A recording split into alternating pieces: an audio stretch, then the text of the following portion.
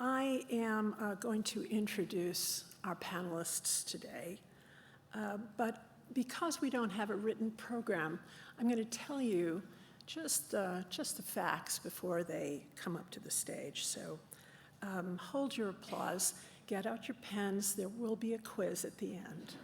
Right? I don't expect you to remember all this, but the information is kind of overwhelming. Mark Bridges. This is Mark's 4th Academy Award nomination, and he has won 2 Oscars for Phantom Thread and The Artist. The Joker, which is his movie, is nominated for Best Picture. And because this day, our panel today is really going to focus on performance and costume design, the twin, right? I went out of my way to find the best actor, best actress, best supporting actor, best supporting actress to talk about today. So Mark and I have often talked about how even when he is not nominated, so many of the actors he works with are nominated, and really what that means in terms of the contribution of costume design in creating these new people and how effective and meaningful it is. So the best actor nominee for The Joker is Joaquin Phoenix. But wait, there's more. Mark also designed Marriage Story this year, which is also nominated for Best Picture. And Adam Driver is nominated for Best Actor. Scarlett Johansson is nominated for Best Actress. And Laura Dern is nominated for Best Supporting Actress, all part of Marriage Story. So just start thinking about how, in so many ways, that Best Actor, Best Actress can also mean Best Costume Design, because we're right there making that happen for those people. Jacqueline Durran. This is Jacqueline Durran's 6th Academy Award nomination, and she won an Oscar for Anna Karenina. Little Women, the movie that she designed, is nominated for Best Picture. And Saoirse Ronan is nominated for Best Actress. And Best Supporting, Florence Pugh is nominated for Best Supporting Actress. But wait, there's more. I hope you're taking this down. Jacqueline Durran also designed 1917, which is also nominated for Best Picture. Hey, can't be a Best Picture without, Best Everything, right? That's what make it the best. Christopher Peterson. This is Christopher's 1st Academy Award nomination. And The Irishman is nominated for Best Picture. The Best Supporting Actors are Al Pacino and Joe Pesci, have both been nominated. And this last year, Christopher also designed Dark Waters, directed by Todd Haynes. Arianne Phillips. This is Arianne's 3rd nomination, and her film, Once Upon a Time in Hollywood, is nominated for Best Picture. And look at that. Leonardo DiCaprio is nominated for Best Actor, and Brad Pitt. That's why I had to include the no-shirt Brad Pitt.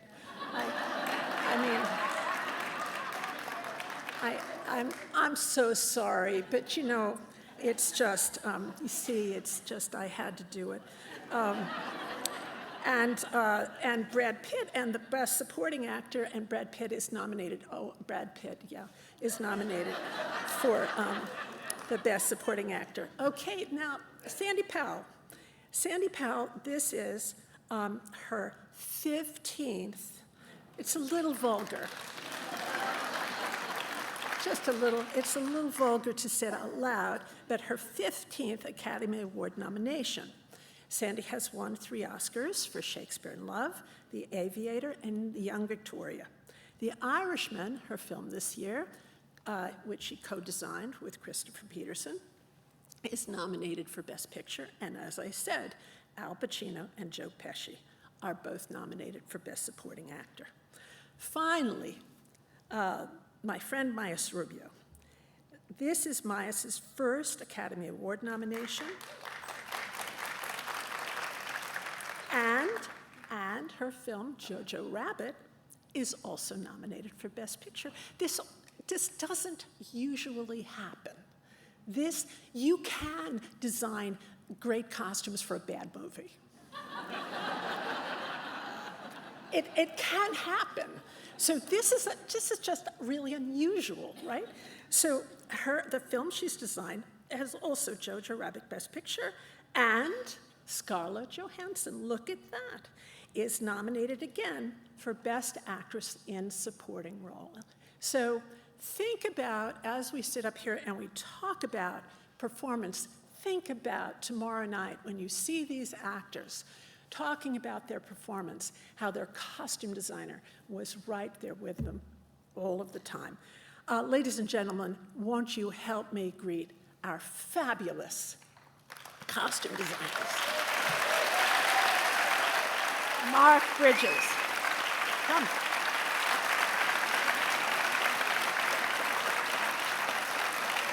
Mark Bridges, Jackie Durran, Christopher Peterson, Arianne Phillips, Sandy Powell, and Mayes Rubeo. Yes, I sit here, you sit there. Next one. Next one after that. Next one after that. All right. You're at the end. You know, so far away.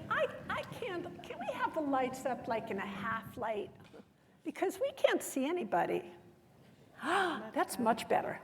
Is that okay? Is that good for you? Is that good for you? Yeah. Yeah. It's better when you can see people, right? Otherwise, you're like actors with the black velvet curtain in the front. Are we very far away? Oh, we're very far away for the rest of the people. Hi, everyone. Hi. What haven't you been asked? I really want to talk about performance.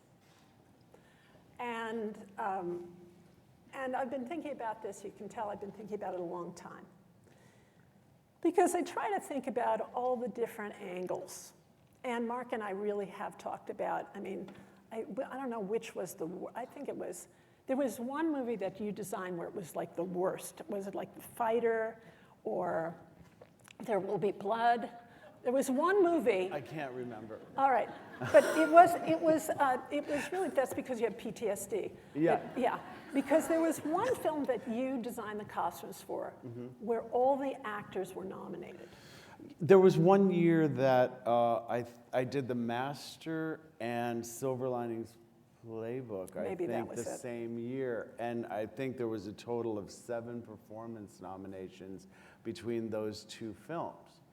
And it was kind of extraordinary, and it's hard not to feel a part of that. You help them in the fitting room get to where they got to, and I'm very excited, and it's why I do what I do, to try to and feel excited about being a small part in that or not so small part in getting them there. But somehow, I don't know, somehow nobody talks about that. It's almost as if the actors do it all themselves. How often is it that you have, somebody help me out. Sometimes actors show up the day before. And sometimes you have actors for a long time that have been cast before you start working. Does somebody help me out with the story of an actor who got there the day before? Arianne. So one of my first films was Tank Girl, and Malcolm McDowell was playing the baddie, and he was unavailable, pre-cell phones, unavailable for any communication beforehand. And the director and I, it was a very specific look and idea about this character, so it was like my third movie. I was a little bit nervous because I was intimidated by his stature. I was such a fan of his work, and Clockwork Orange, intimidating.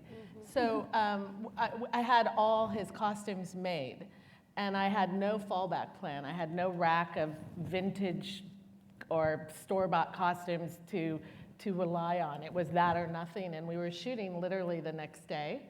So he showed up, and he was intimidating, as he is, but very kind.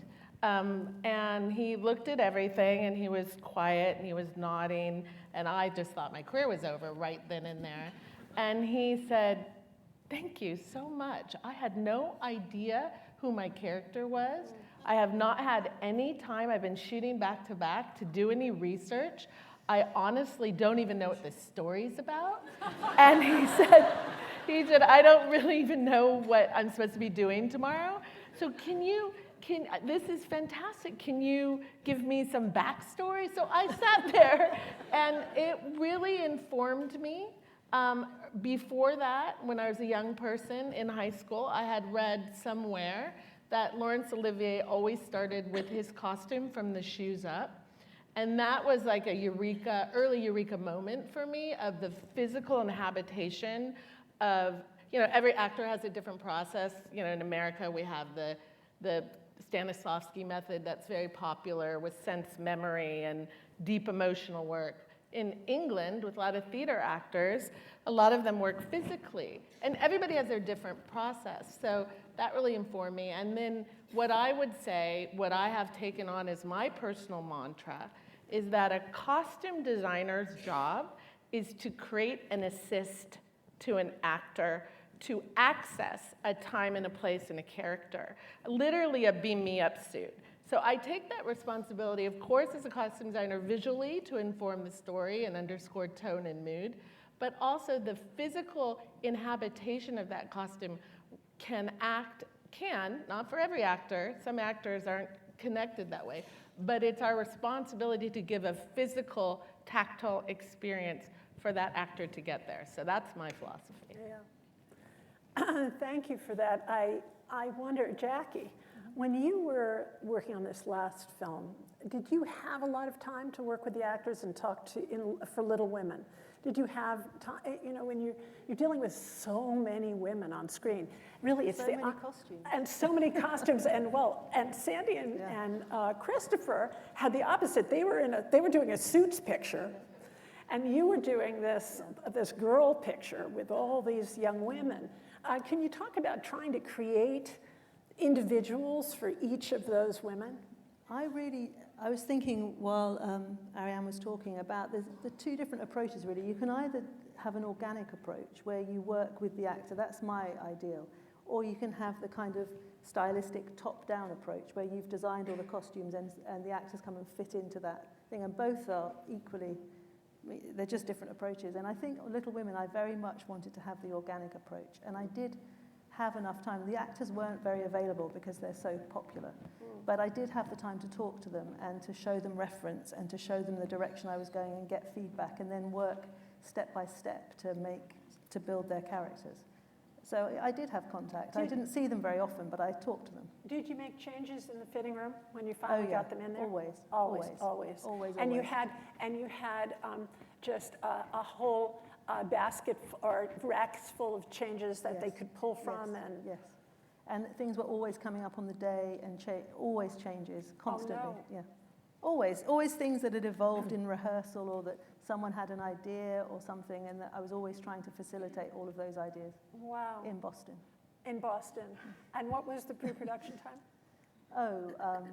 10 weeks, I think. 10 weeks.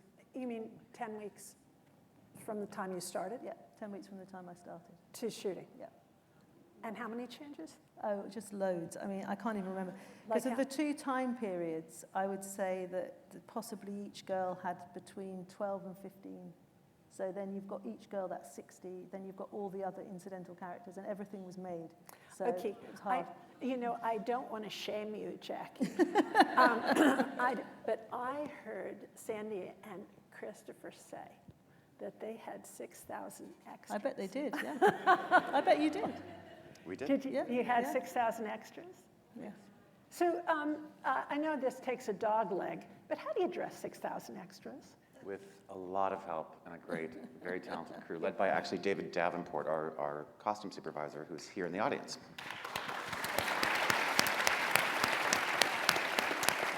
And of course, they're not all in the same scene. What's that? It's not 6,500 extras all in one scene. Obviously, it's 6,500 extras over a period Oh, of now time. now I'm disappointed. I thought it was like instead of like the Holy Roman Empire, instead of crowd replication, you had 6,000 extras. No. And what period was that? 40s or? Well, we 50s? started in 44-ish. Right up to 2000 something. So the question for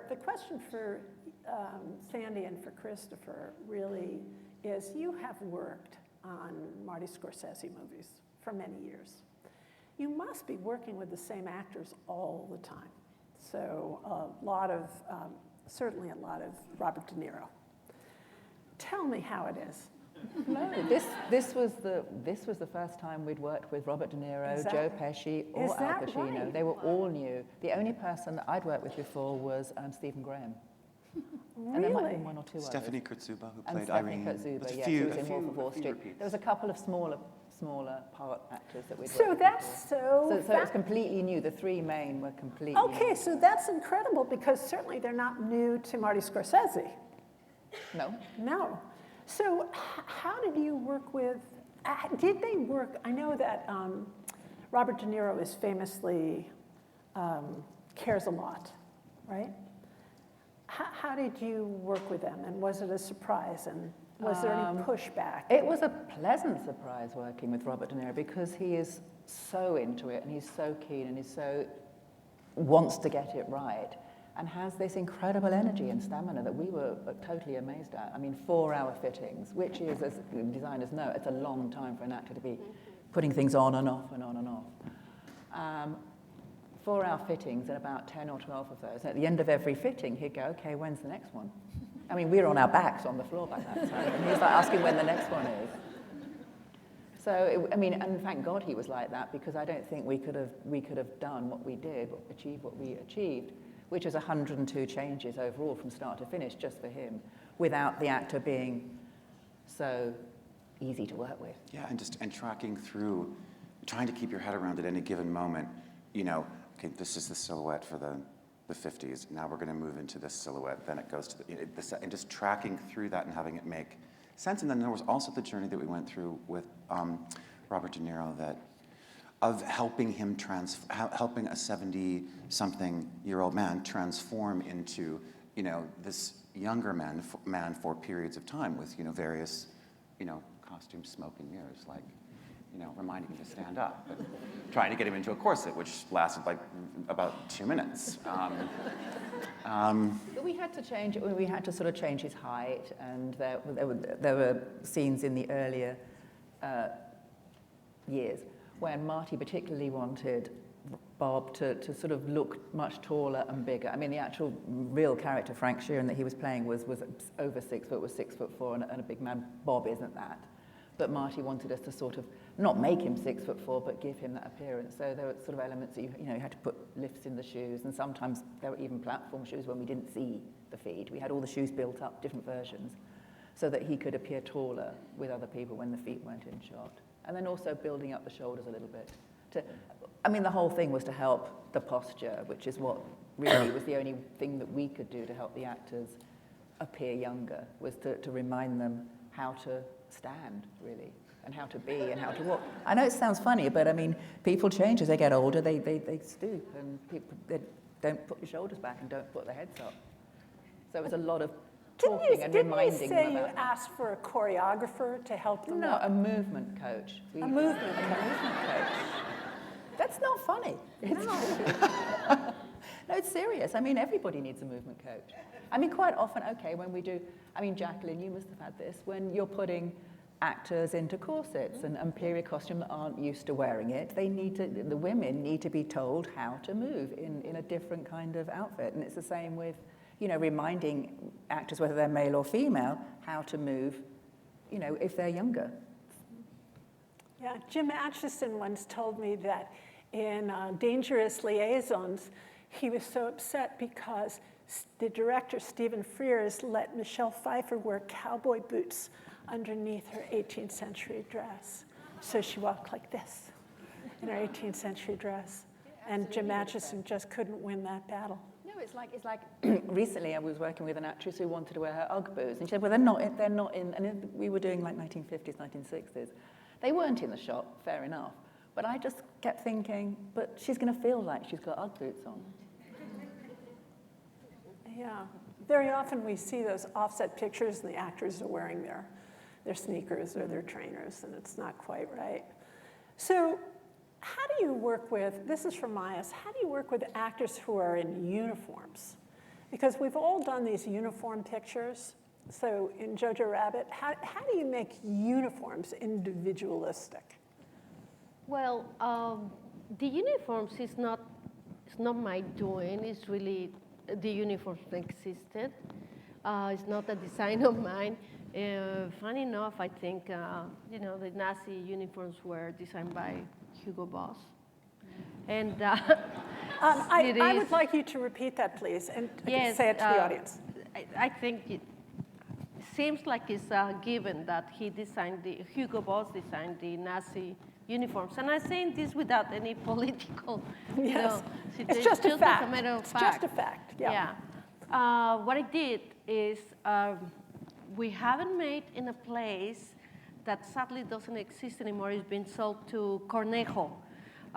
It's hero costumes in Poland. They are really, really good in recreating costume. And the person that turned me into hero costumes was David Crossman, who is a co-designer with Jackie. They are really, really good. And but what I did was to make the aging and the kind of views, they had to be a little bit more believable for the time period.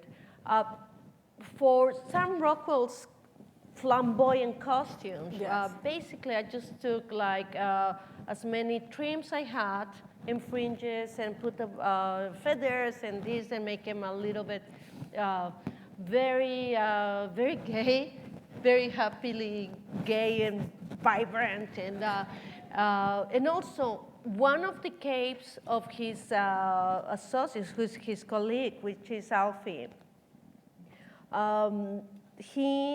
we had to do make a cape with the triangles, the pink triangles you see in the cape of Alfie, is because in war times, it was a way to identify homosexuals, with the pink triangle. Mm-hmm. And like they used to identify Jewish people with the yellow star, in Auschwitz. All of these, they became basics for me to put into our design. It was a way to really, ridicule what it was the Nazis and what represented. So I have a question about Scarlett Johansson. Who worked first, Mark? Did she work on Marriage Story before Jojo Rabbit, or Jojo Rabbit and then Marriage Story? When did you shoot? We shot in April, May. But I think we were in New York, and she had the same short hair than Marriage Story, like that very kind of like a brunette color. And but she was a blonde for you. She wore a wig. Oh, she wore a wig. She wore a wig. Yeah, she but looked I think that was a she was good shooting wig. Marriage Story. Huh? Wasn't that a good wig? I'm like a wig hater, and that was Yeah. a really good wig. It was. And so, were you after Marriage Story? I think it was at the same time they were shooting that movie. Were you shooting? I think you were concurrently? shooting before, Mark. I was in like 2 years ago right now was when we were shooting Marriage Story. Oh. I think it's probably true. Yeah, lost track of that. So, I want to know, did you have a terrible time with Scarlett and you had a wonderful time with Scarlett? No. Did Scarlett hate you? Did Scarlett love you? Did Scarlett hate you? You know what? I've got to say, I find her to be a real pro. She's been doing it since she was a kid. And, we all come into our fittings, I think, with a point of view or thinking, how about this? We're going to would do a back and forth with them about, does this feel like this would work for this character? And it's kind of touchy when it's contemporary because I think there's less distance about a character, and there's a concern of how you look, maybe more so than some of the period stuff, maybe not. I just found her very businesslike but responsive and thoughtful, and we got through it with maybe two and a half fittings, I think. All of her arc and her East Coast and her West Coast, and she was open as we had to do things during production because things don't get settled quite all the way or refits. I found her very easy to work with. And Sam? For me, it was fantastic because we were in Prague with my assistants, Joseph and Lizzie, that might be in the public. Lizzie came with me to New York City. They hired a presidential suite at the Peninsula. It's money we couldn't spend, but we spent it. But they spent it on that, actually. I asked, please don't give me 1 hour. I need enough time. Like you say, it's like you don't want to be constricted, just like, oh, we need to go because this suite. No, I got 8 looks out of her in that fitting because we got into it. She was also, it was a test for wig and makeup. So it was the whole thing. We were able to see everything. And we did combinations, and we did stuff that I would make to order, take it in, or just make alterations, not on all that. And we made the shoes for her. It was a very successful fitting, and I was very happy out of that. It was worth every penny that is spent on that. And I remember they rushed us out of as soon as she's finished, they rushed us out. I was like, okay, we were with rats outside the room. It's like, we haven't finished here. But anyways, it was fantastic. She was really collaborative and very, very good. So did any of you make sketches for your movies? You did sketches, Arianne. Mm-hmm. And did you have the sketches in the fitting room? How did that work? No, mostly the sketches were for my communication with Quentin. I actually prefer not to share sketches with actors because I find that we see them differently, and it's just much better to drape a muslin or show something on a stand that's three-dimensional. Mm-hmm. So this was mostly my first time working with Quentin, so this was mostly a communication tool between Quentin and myself. Mm-hmm. And how did you... So when Brad came to the fitting room, how did you work with Brad? Tell me about Brad. Oh, it was, well, I hadn't met him before. We had never worked together, so I knew him, so that was good. Brad and Leo both had worked with Quentin before. Brad in Inglourious Basterds, yes, and Leo with Django. My first time with Quentin. So they had also spent a lot of time with Quentin with the script, and Quentin, they had much time. Quentin had gone and created these incredible backstories for the actors way before I even started, because he had been writing the script for I think he'd had the idea for 7 years, and he'd been writing for a long time. So by the time I got there, I got the benefit of all this work Quentin had done already with Leo and Brad.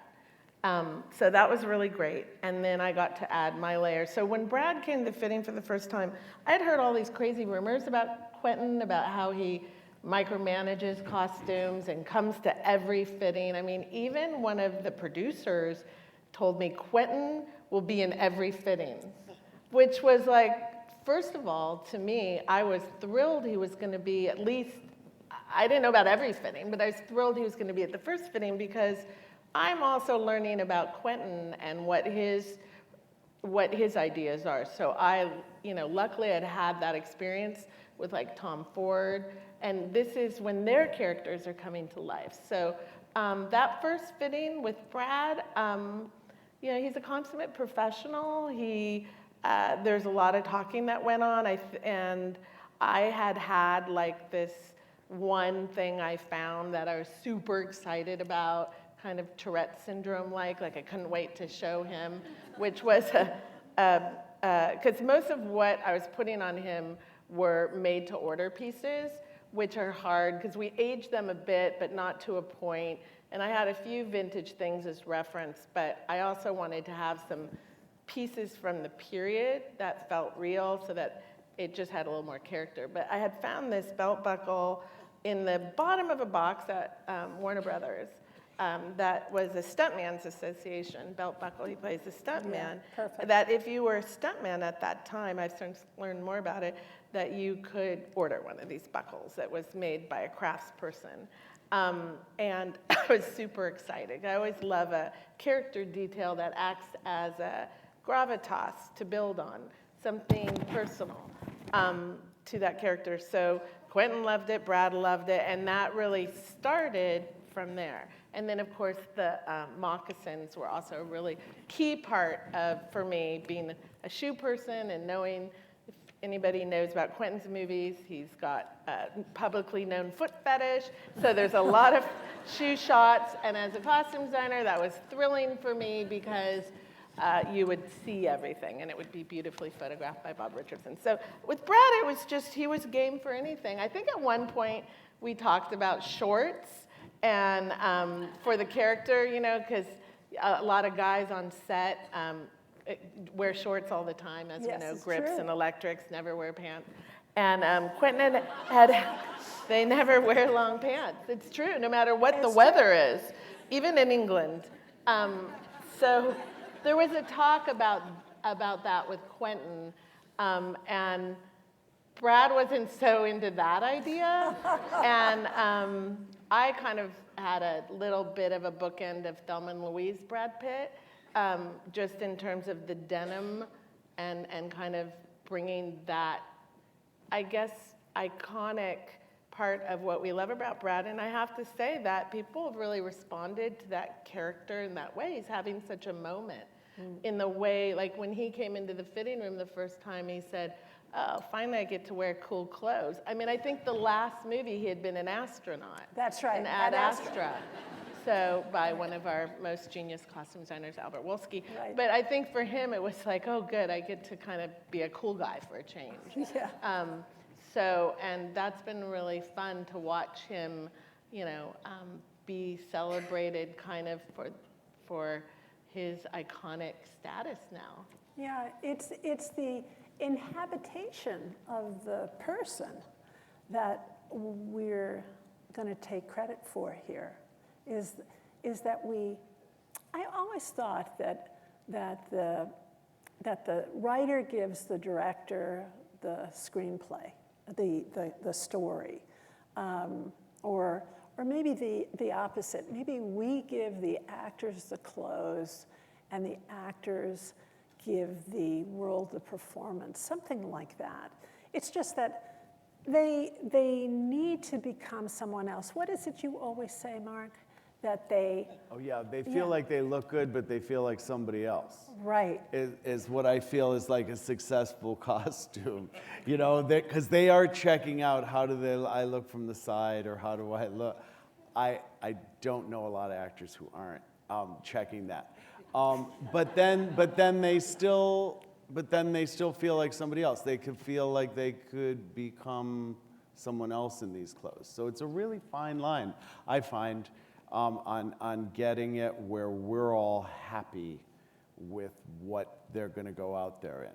Aren't you blown away that each and every one of you have a Best Picture nomination?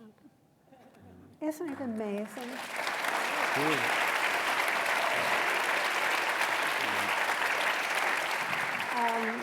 Because if you love the movie, you are engaged in the story, and that's our participation. So Jackie, back to you. Did anything surprise you in working on, I'm not going to ask you about 1917. It's just too big. I love the movie, but it's too big, and I don't want to go there. So did anything surprise you about doing another adaptation of Little Women? The thing is that I wasn't familiar with any of the others. So that was sort of a bonus, and I decided not to look at any of them because I'd just been the wrong age, I think, for the 1993 film. I had never watched it, and so it wasn't in my psyche in the way that I know it's in lots of other people's. So I just could respond to Greta's screenplay and to the book and just imagine something. But it was an interesting job in the way that you're talking about the investigation of character, because Greta's script was so modern and so fresh, there was a kind of a license to not be so hard on the period aspects of it. In fact, it was an instruction not to be so hard. So in some ways where you're normally trying to make things look like they're in the period and you're always fighting against the new, in this instance, it was about letting some of that newness in, just in the way, I mean, it's very obvious, and Sandy, we've spoken about this, about the behavior was really not period appropriate. The way people moved and everything was just modern. Yeah. And I think that it was about trying to gauge how to balance that modernity in the costumes as well. As the film was evolving, trying to keep pace with that and to make the costumes appropriate for the film that we were making. So that was interesting. Somebody once said to me that the whole nature of comfort, of being comfortable in your clothes, is totally new. Yeah. That everybody was uncomfortable all the time. Too hot, or too cold, or too tight, and can't sit, and can't be like us, you know, where we're so yogified, you know, or like dripping. So even the movement, but you did talk to Greta Gerwig, the director, about this, no doubt. Yeah, absolutely, but she wanted it not to feel period. So she was writing something that she wanted to feel fresh and modern and alive, and she wanted visually for that to be apparent as well. So it was about finding a balancing act between things that were period correct and things that weren't. I have a question for you. So what if you wanted to push back? You know, and I guess it doesn't help anybody if you say, that's the wrong collar.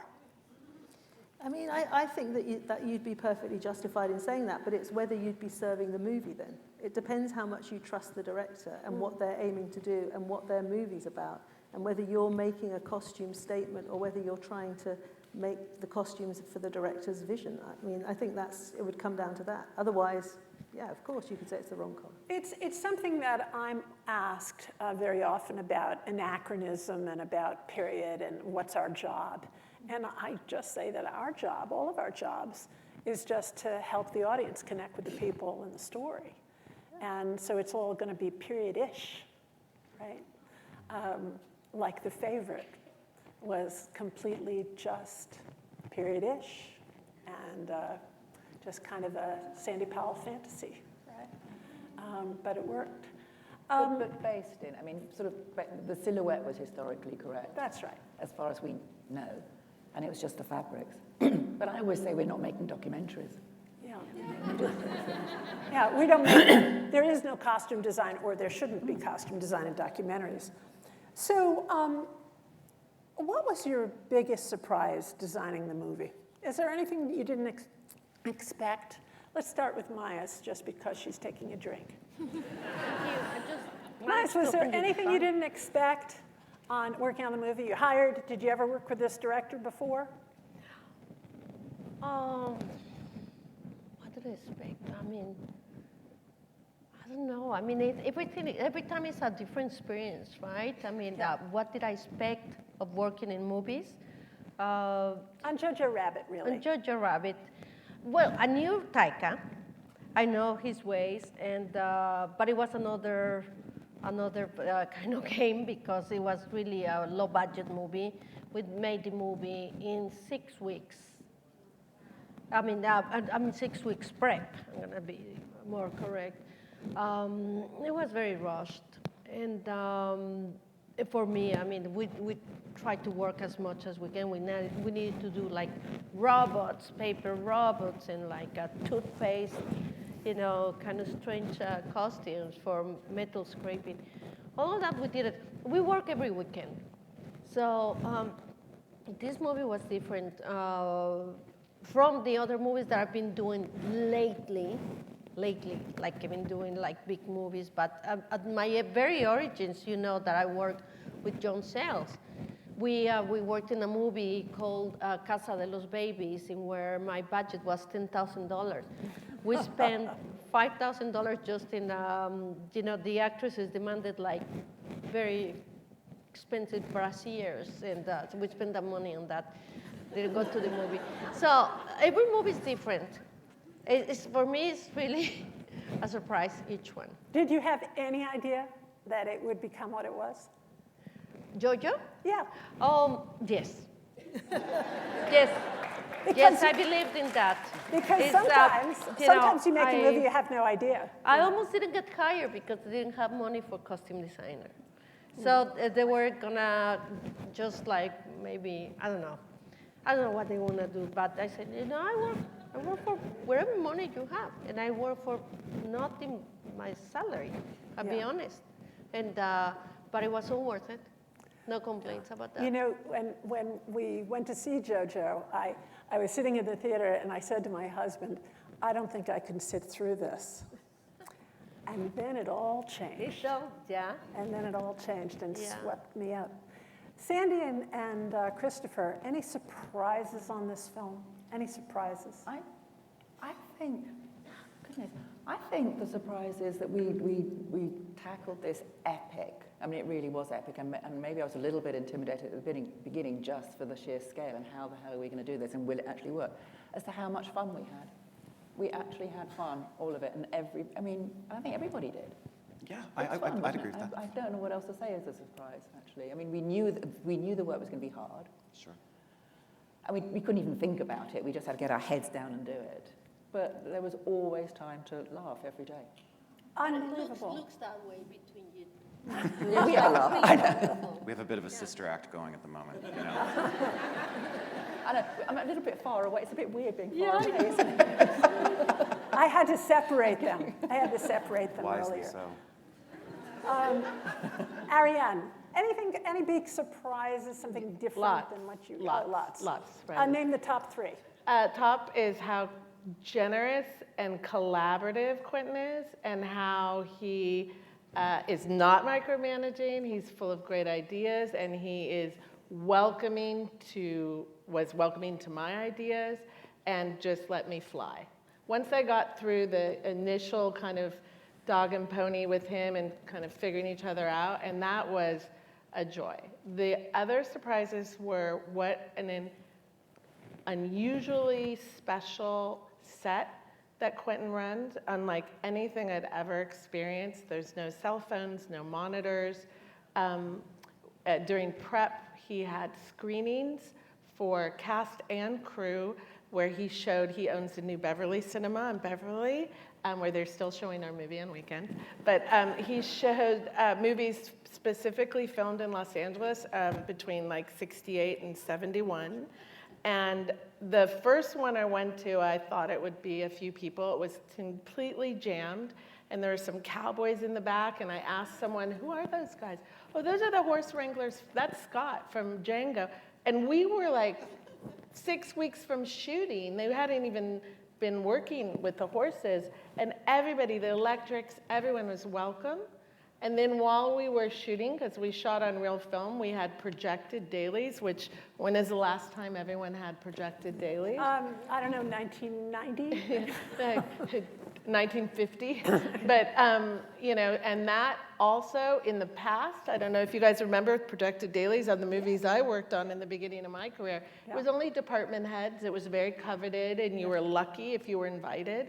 He invites everyone to dailies, so the assistants to the craft service to Leo, everyone is there. And it was once we were shooting, and it was every other night, and then at the end of like the middle of filming, it was just Fridays, and Quentin would have a bar set up. We'd have one of the bartenders from Musso and Frank's, and we'd have pizza, and it was Friday. Most people are jamming to get home, and it was like truly an incredibly communal, loving filmmaking experience. It's, you know, Quentin is also like never leaves the camera. He doesn't go hang out at craft service. He's 100% focused when he's working.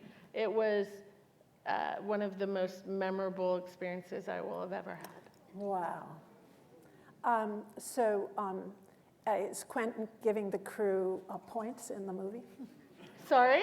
Yeah. I wish. Yeah. I would say, if he really... That's coming, Deborah. We have to work on that. It's coming. All right. Jacqueline, any surprises on this film? No, I mean, not really. It was a new experience for me because I prepped it in England, but obviously it's shot here. So that was new and different, and I was quite surprised. It was quite a lot harder in Boston than I thought it might be. Yeah. But no, nothing particularly. Yeah, not a big filmmaking town, although Mark designed the fighter in Boston, right? Lowell, Massachusetts, so it was very remote. Close to where, A little more remote, yeah. So, Mark, we really haven't talked about Joaquin Phoenix and the development of the Joker. Can you tie this up for me before we go to Q&A?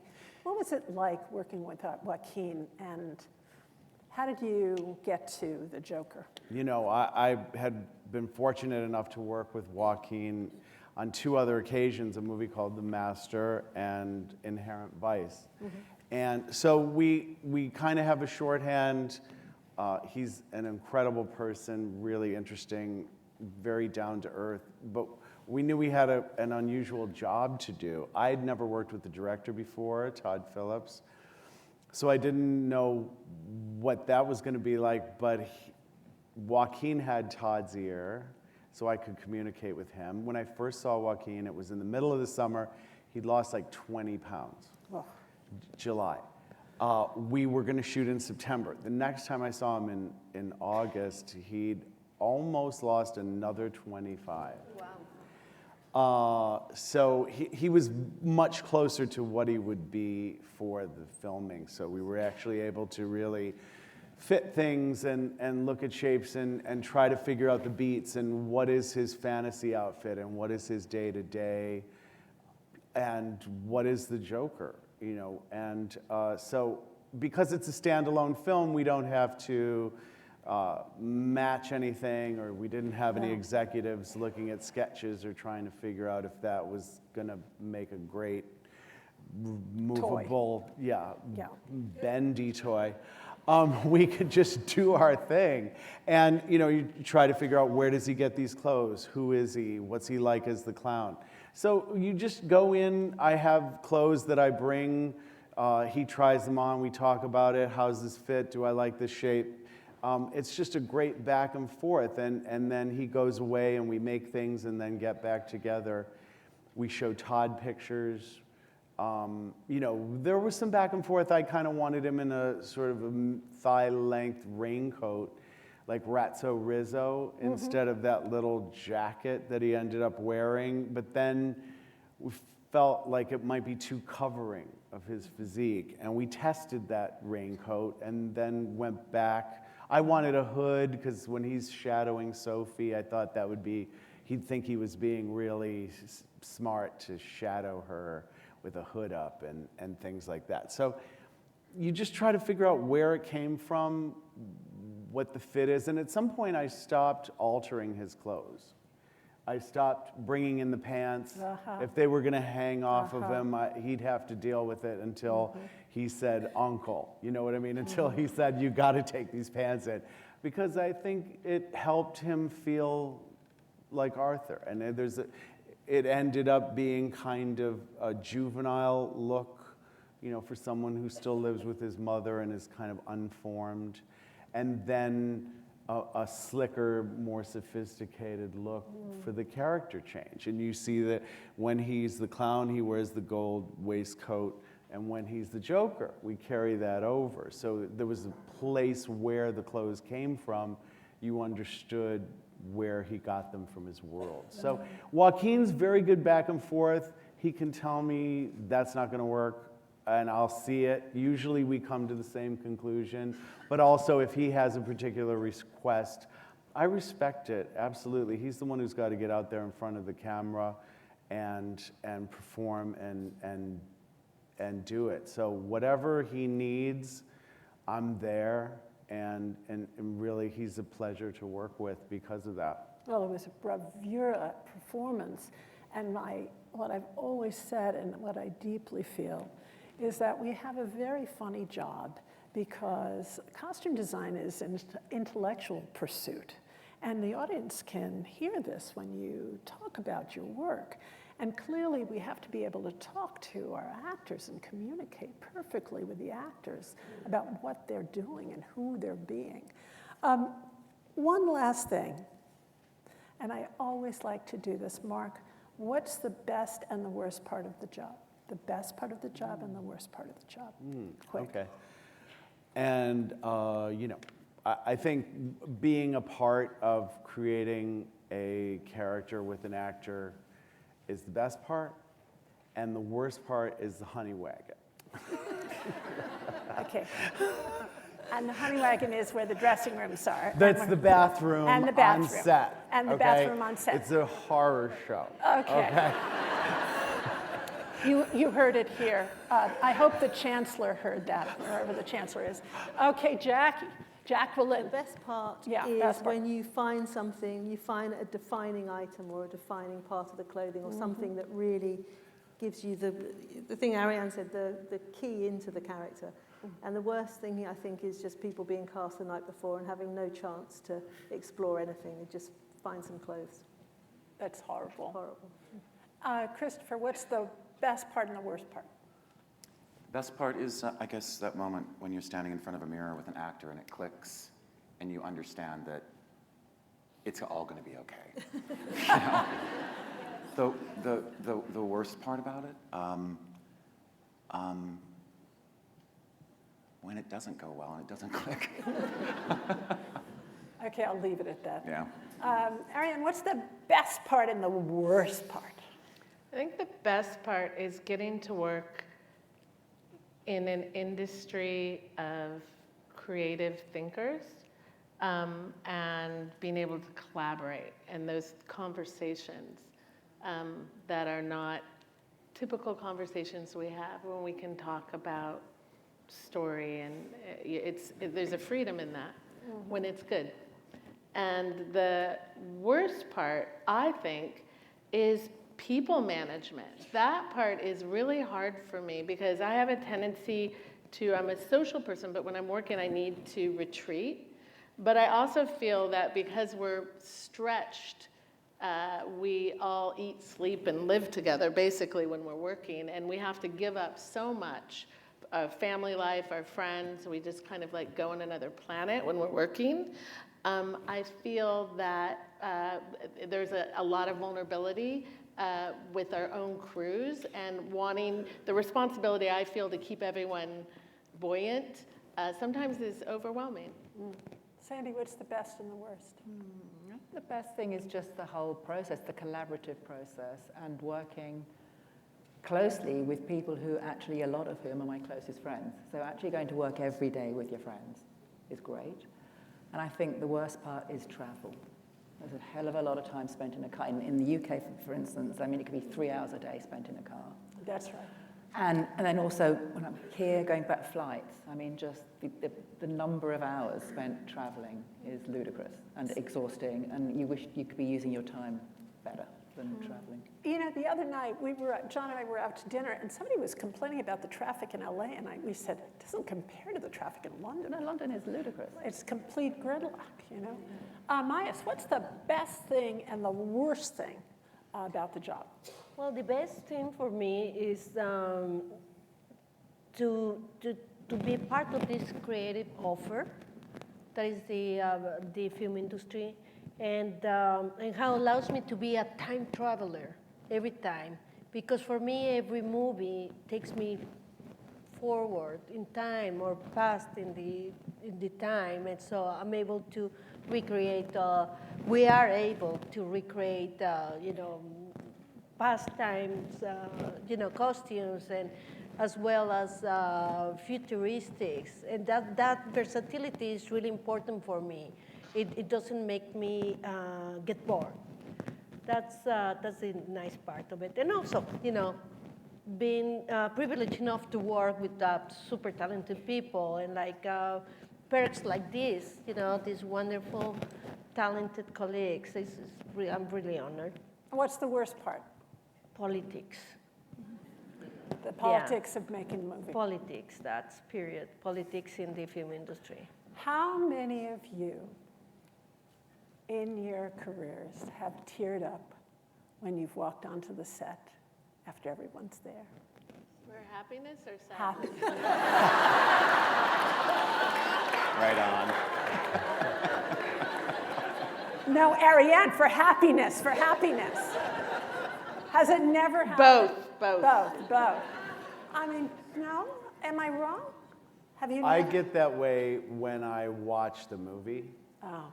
because I feel part of something. I'm so proud to be part of something so beautiful. And, I'll look at films and I'll be like, oh my God, I was a part of this, and it's very emotional to me. Well, I feel, that's why I asked. I mean, I feel that way. I get, you fight and fight and fight, and then you walk onto the set, everyone's dressed, and it's, wait a minute, Anyhow, let's do our Q&A. All right, so let's turn the lights up. Turn the lights up, and where are the mics? Okay, wait, I see your hands. Where are the mics? I've got a mic there. Oh, the Frood, no center aisle. This is going to be exciting. Okay. First question, yes. Oh, right here. Yes, you. And we're never going to get you a mic. So you just have to be really loud, and I'll repeat the question. First of all, congratulations, everybody. It's like amazing to be in the same room with you. It makes me emotional. But anyway, my question is for Sandy and Christopher. I'm so curious about what your co-designing relationship is. Uh-huh. How you divided the responsibilities. So the question is, just let me repeat the question. The question is, Sandy and Christopher co-designed this epic. How do you separate the responsibilities? We didn't actually. We didn't have definite sort of separate jobs. We did everything together in the same way as that you would work with, or the same way as in the past I've worked with an assistant who is always there, and they know everything that I'm thinking, because I don't keep notebooks or anything. I just keep talking, and I talk aloud, and I expect my assistant or whoever's standing there to remember everything and then remind me of what I've said. So, and we had that relationship in the past, and then on this particular job it was too huge, and Christopher was already designing, so I asked if he would co-design with me. So in a way it was a continuation of that relationship where we just both talked to each other the whole time, and it just naturally worked because I knew that it was going to work because we'd worked well together in the past, and that's how it worked. Of course, we have different strengths and weaknesses, and so that balances out. Yeah, I mean, I think the common language that we had built up over the last, 10, 12, 13 years of working together, not always, but off and on, that went a long way to solve a lot of problems before they became problems. Yeah, we just, and granted, like she said, we don't always agree on every little thing, but we just keep talking about it until eventually we do, Or until you give in. Or until I give in. You done? Next question. Yes, back there. Yes, in the jean jacket. Hi, this is for Miss Phillips. I was reading an article about how you got the job for Once Upon a Time in Hollywood, and you only had 2 weeks to prepare your pitch. How did you prioritize what you wanted to put in that pitch and the kind of materials and ideas you wanted to put forth with that?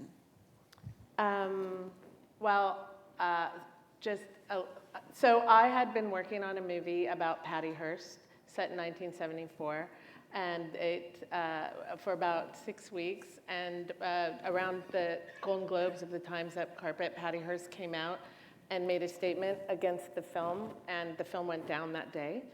So I had heard that Quentin was making a movie in the same time period in LA. So I called my agent, who's sitting right in front of you, Wayne Fitterman, who's a few of our agents, Mark and Jackie, Christopher. And I said, Wayne, the movie's gone down, but hey, I heard Quentin Tarantino's doing a movie. Can you find out? And lucky for me, Wayne got me that meeting. And before the meeting, I got to read the script. I had to go to Quentin's office to read it. They took it out of his safe. I was sitting at his desk. I could see the Hollywood sign. It felt quite art directed. But which I actually don't think it was, but it kind of just like the stars felt they were aligning. I knew that Quentin, I had been told Quentin was going to meet one designer, that he had someone else in mind, but he would meet one designer. So I felt that for the, maybe since like an early movie I did, People vs. Larry Flint, where I did a really intense presentation because it was so different to any movie I had done up until that period. I had done like genre films like Tank Girl and The Crow. So like for this movie, I felt I can't just go in and talk my way into this job. I have to really make an effort. And lucky for me, the meeting kept getting pushed. So I hired someone, a friend of mine, a costumer from UCLA, Michelle Moon, who was in your program.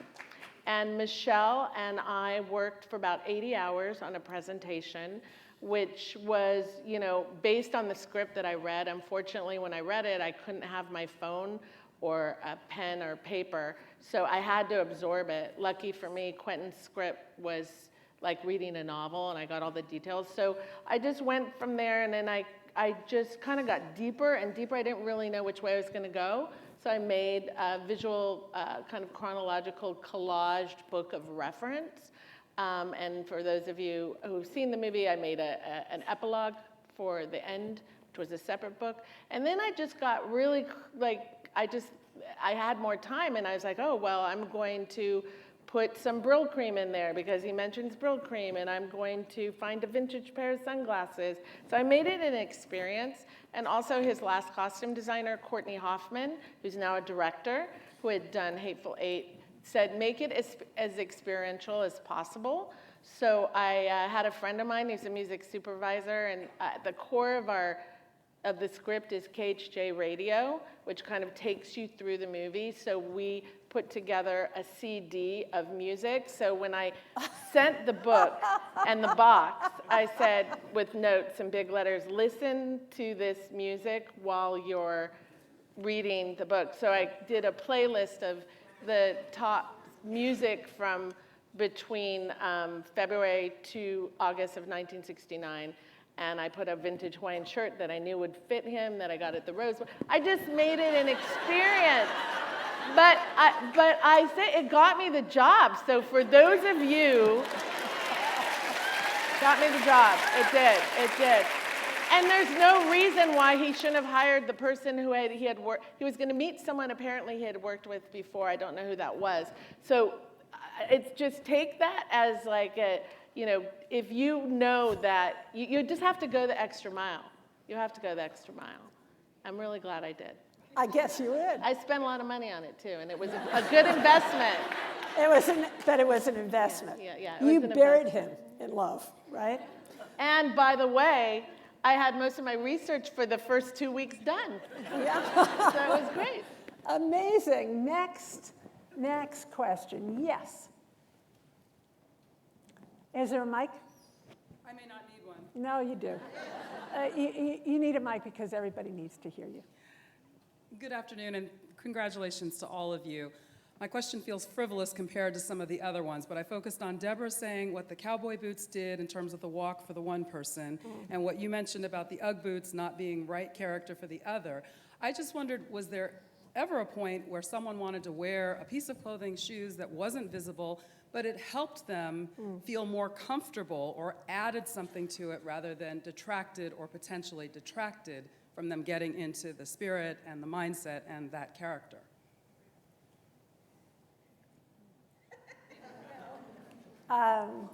Okay, next. It's a good good question. It's a right? good, It's difficult you, to suddenly think. you're recognized for having a good question. Next question. Yes, over there. That person in the scarf, yes.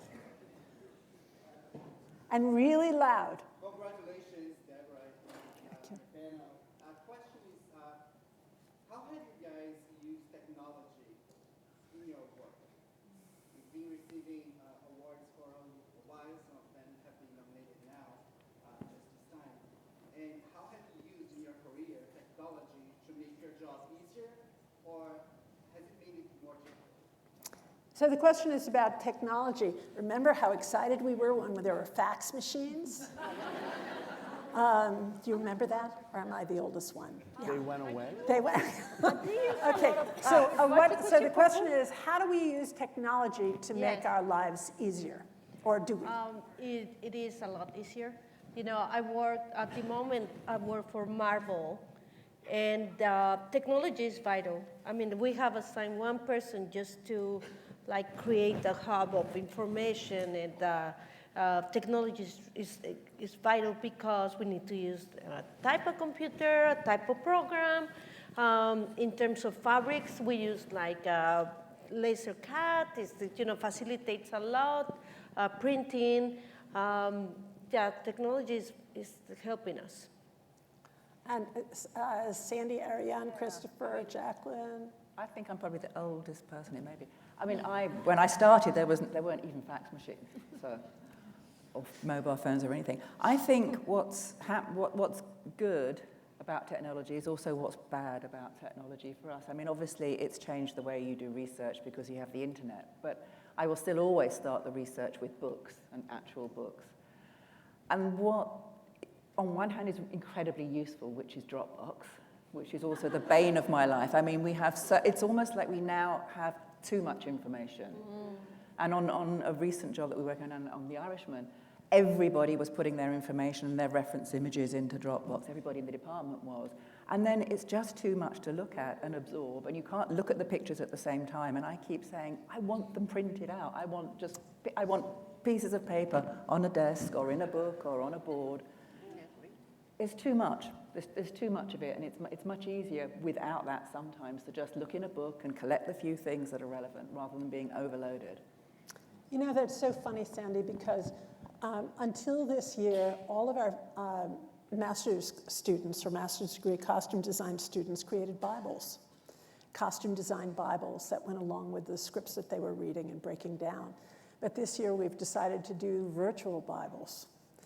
But having a binder in front of you and going through a tab binder is much more real, makes it much more real. But we're trying to save that paper, trying to save it. Maybe it's just old-fashioned, I don't know. Yeah, and old-fashioned, it's nice to look at those pages. Arianne, has technology helped in your world? Well, not on Once Upon a Time in Hollywood, because Quentin's anti-technology. We have no CGI in our movie. As I said, no monitors, no cell phones. So one time, I think in the first meeting, and I think it was Michelle, Quentin referenced something, and Michelle went to Google it, and he yelled at her, "No phones, that's cheating." So we couldn't use technology with Quentin in front of him, but he actually made us get a VHS tape player, and the one last video store in the Valley that he pays a monthly retainer to, for us to watch all these old Lancer and Bounty Law, these old TV shows. But for me, technology is everything for communication.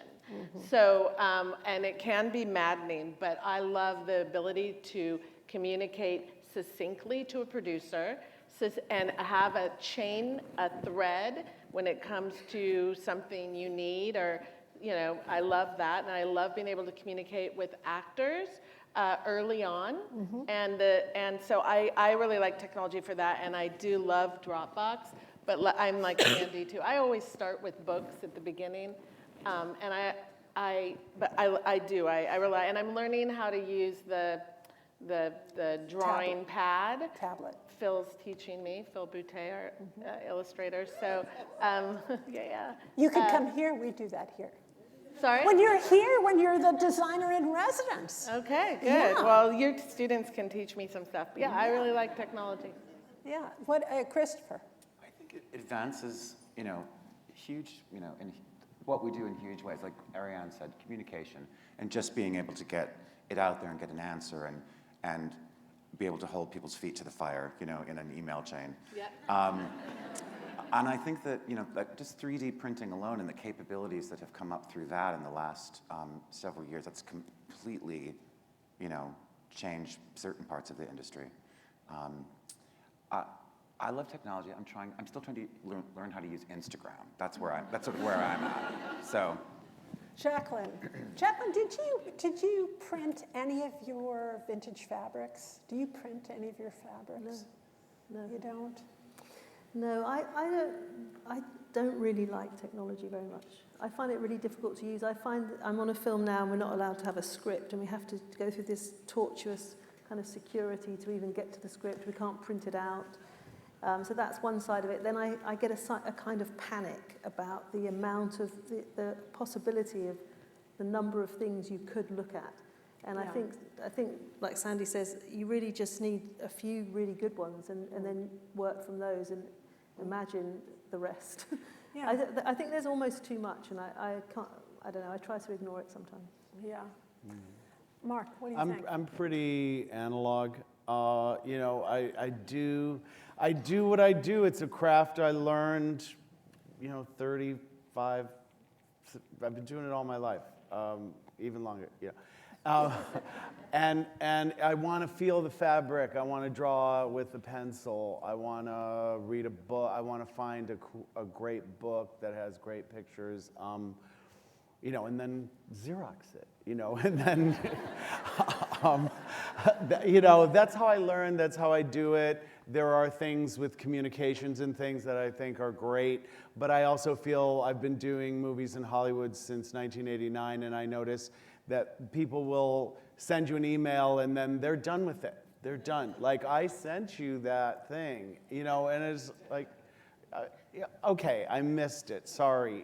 There's no follow through. It's like, it's in your court all of a sudden, and the communication is non-existent. I agree with Sandy, there's like just too much, and that there's just, you can't even look at it, everyone just dumps it in there. That's part of the hands-off thing too. Like, oh, well, it's in Dropbox, didn't you see it? Didn't you look at that? Yeah, no, I didn't. You have to spend all day looking at Dropbox. Yeah, to notice doing when there's stuff. new things I was swatching. Yeah, I was swatching. I wasn't looking at what you just put in Dropbox. Do it on the plane when you're traveling. Next question. Is there someone in the back? Let me see. Oh, I guess this person in the front row. I have to say to Jacqueline, Little Women was probably one of the most beautiful films I've seen in a long time.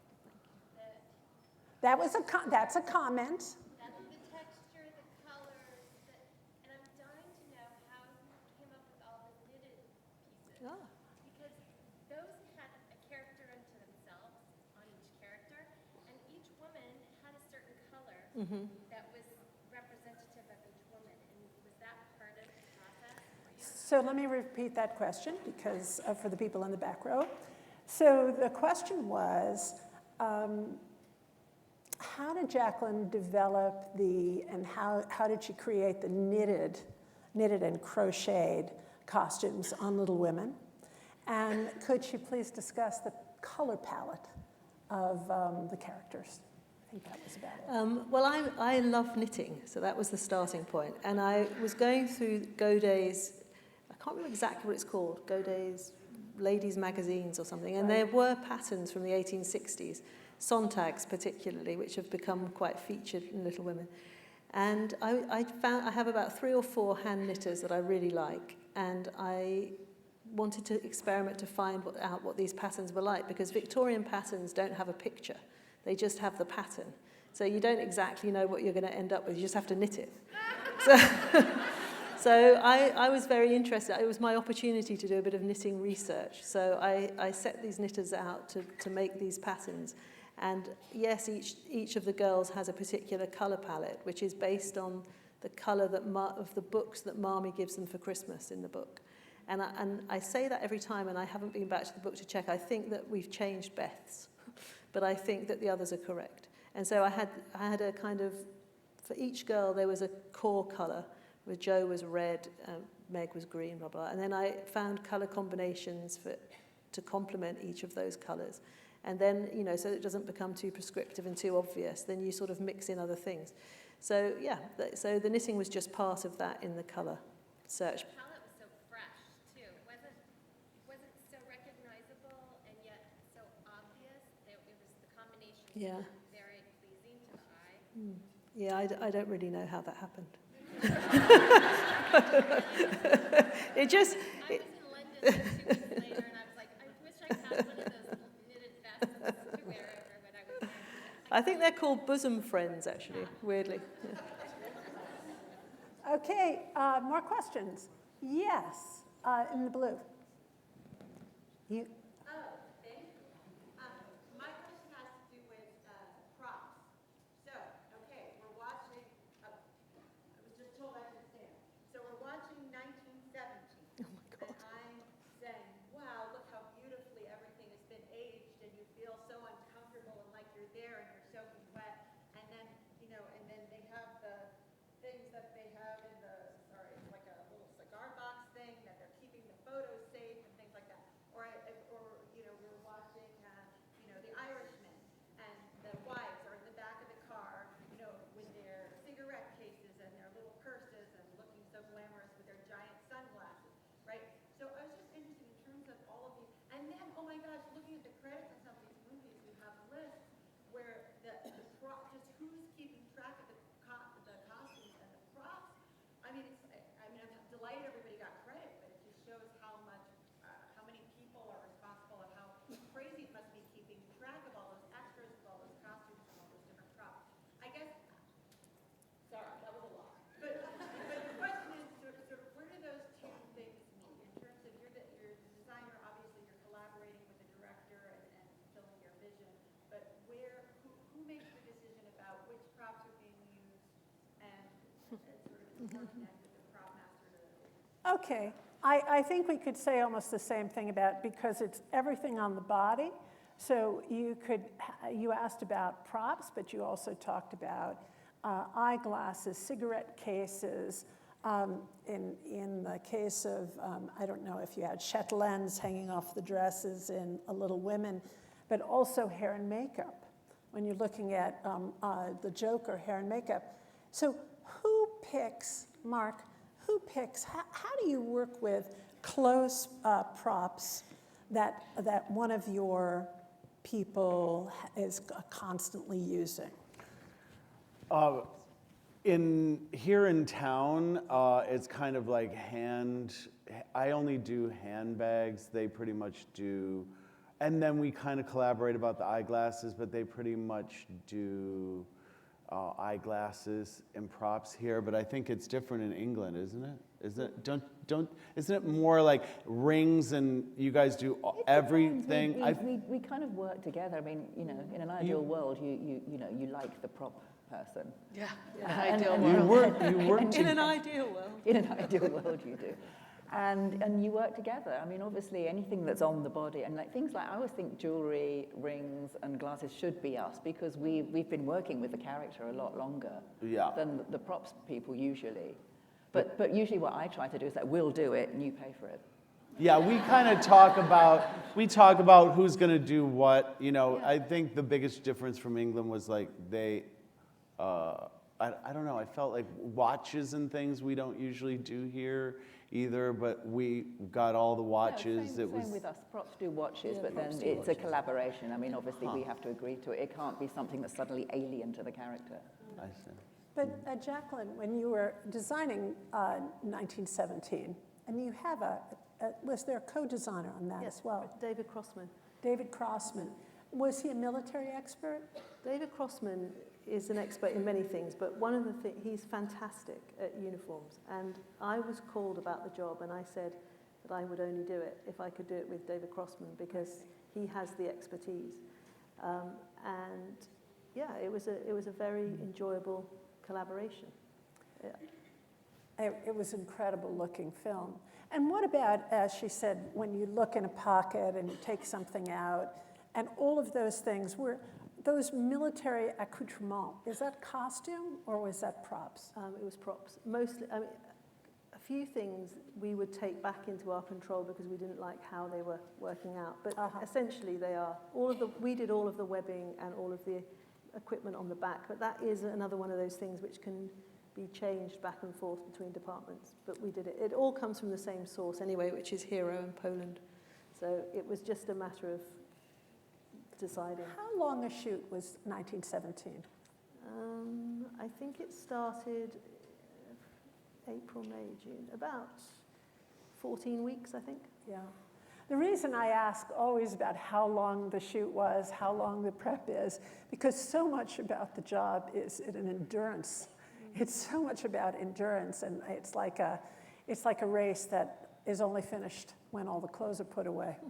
You know, and for these designers, they've been working so hard promoting the films to really good effect that it is an endurance test sometimes. All right, any other, we have time for about 2 or 3 more, yes. Deborah, yes. Can I just ask a question? I need to pee. Yes. Can I have a pee break? You need Seriously, a pee break. I need to pee. Okay. I can't concentrate. Sandy? We're going to still That's fine. There's someone back here that will help you. Thank you. In 10 years, that's the first time, okay? So, That's my girl. do we have a question for someone other than Sandy? Yes. My question for whoever wants to answer it is, as you're creating these epic looks and your focus is on design, who is keeping track of the budget?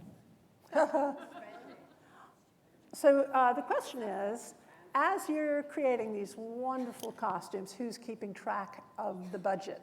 And that has to do with the structure of the costume department. Who would like to speak to that? Just because he is my guest today, David Davenport is one of the best costume supervisors on the planet.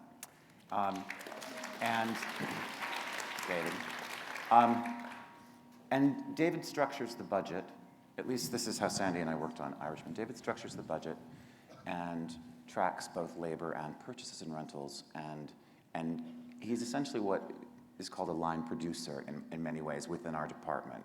You know, and he watches every one of those budget lines, and will occasionally come to Sandy and I and say, you're getting close on this one.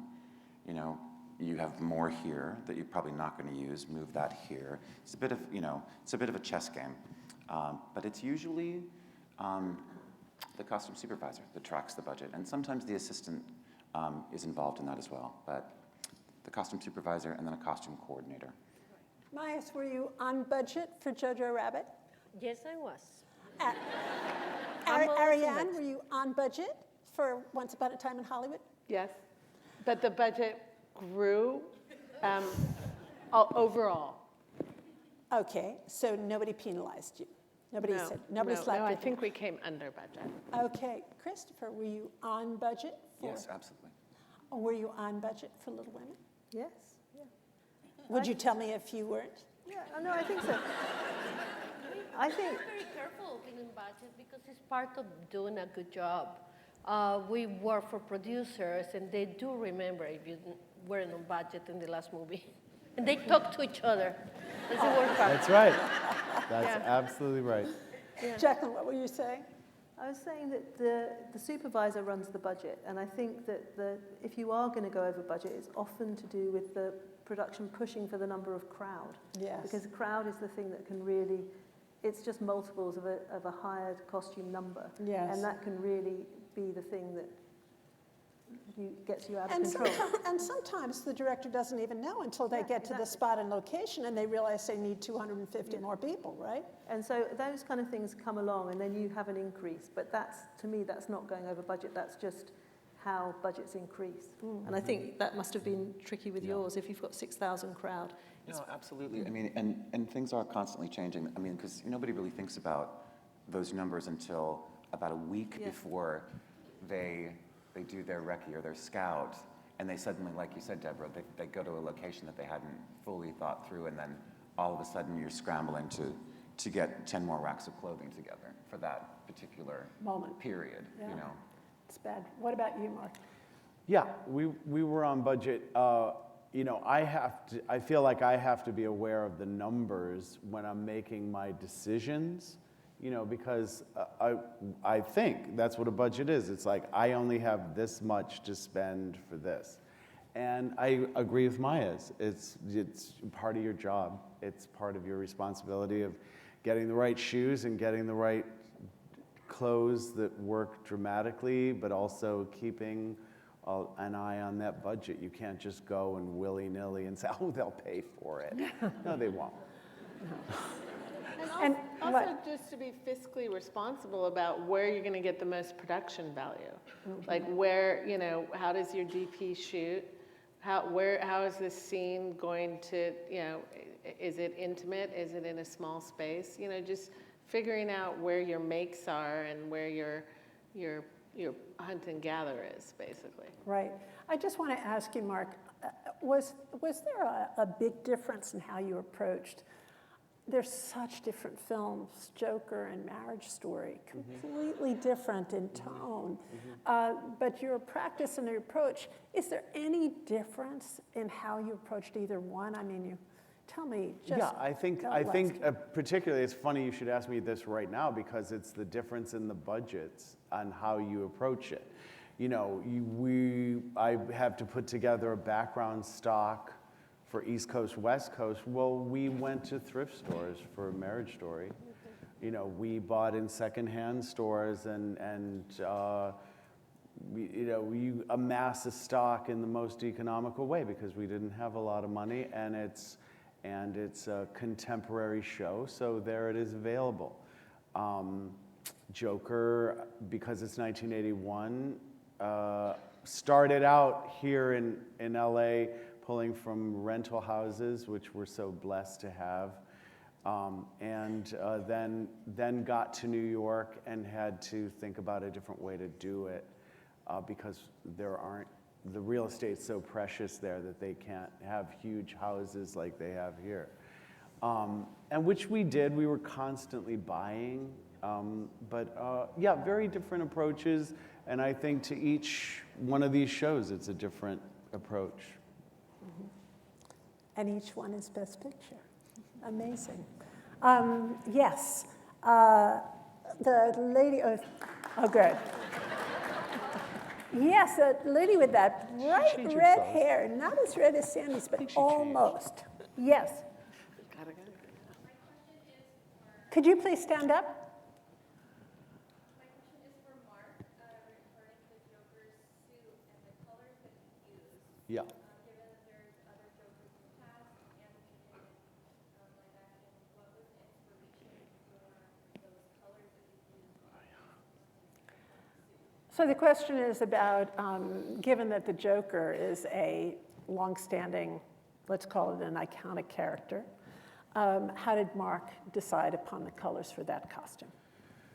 Okay, to the best of my recollection, this is how it went down. Okay, it's been a while since we did it, but it was in the script that Arthur had a terracotta suit from the 70s, and I felt like that was kind of a weak color, but I knew that I remember wearing burgundy. Wine-colored was really happening at that moment, so why don't we make it wine? He owned a three-piece suit. And then I thought, there's 3 beats where I want to use the suit. So why don't I get 3 different maroons? And the third one being the most intense, there's a middle one, and then there's the typical period one. So we made 3 suits, and I carried over the waistcoat from the clown to the Joker, so we knew where he got it from. And then as you go through, you see it when he does his stand-up, you see 2 pieces. At his mother's gravesite, which didn't make the film, he wore another color. And then the final Joker suit was more intense. You wouldn't be able to put your finger on it, but you would feel that the intensity had built up. So there were 3 different colored suits that were all supposed to be the one. I felt green was, I showed Todd, how about these color combinations? I liked this green for the shirt because we had a cool 70s shirt that had a great pattern on it. Why don't we use this? And then I asked Todd if he wanted to go from most vibrant to dark, or if he wanted to go from sort of dark to the most intense, and he wanted to go in that direction. I felt as long as there was movement in the color to kind of echo what is going on emotionally, I was fine with however direction he wanted to go. And then the 2-tone shoes were kind of fanciful. I thought they were cool, and I thought they'd be fun. And we had them made vegan for Joaquin. We had them made at a Broadway shoemaker. And that's, so the colors kind of came out of what Arthur would have in his wardrobe, what he used from his clown suit, and then what I thought was kind of cool. Mayes, Yes. I hope you win. Sandy, I hope you win. Arianne, I hope you win.